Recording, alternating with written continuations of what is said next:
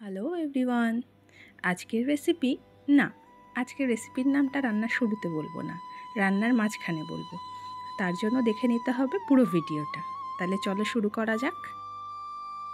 চিকেনের এই প্রিপারেশনটা বানানোর জন্য আমি প্রথমে 1 টিস্পুন ধনে, 1 টিস্পুন জিরে, 1 টিস্পুন মৌরি, 1 টিস্পুন তিল,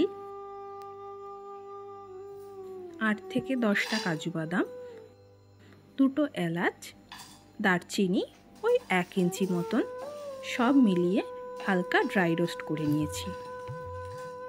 মিক্সিং জারে এবার ড্রাই রোস্ট করে রাখা মশলা, 6-7 কোয়া রসুন ওই মিডিয়াম সাইজের, 1/2 ইঞ্চি আদা, 2টো কাঁচা লঙ্কা, অল্প ধনে পাতা, 3 টেবিল স্পুন মতন টক দই, 1 টেবিল স্পুন গুঁড়ো দুধ, অল্প কাসুরি মেথি দিয়ে একটা সুন্দর পেস্ট বানিয়ে নেব। প্যানে 1 টেবিল স্পুন ঘিতে 1/2 কাপ পেঁয়াজ কুচি, তার সাথে সামান্য নুন দিয়ে খানিক সতে করে নেব। এবার আমি দিয়ে দেব 500 গ্রাম চিকেন।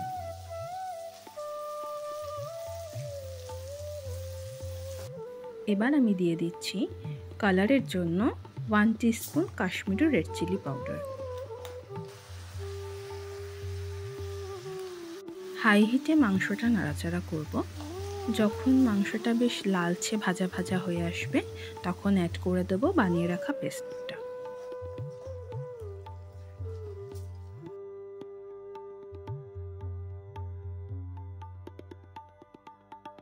অ্যাড করছি 1 টিস্পুন মতন নুন।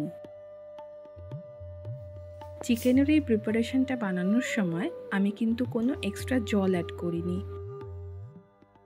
মিনিট খানেক মাংসটা নাড়াচাড়া করে লো ফ্লেমে ঢাকা দিয়ে 15 থেকে 20 মিনিট মতন রেখে দেব।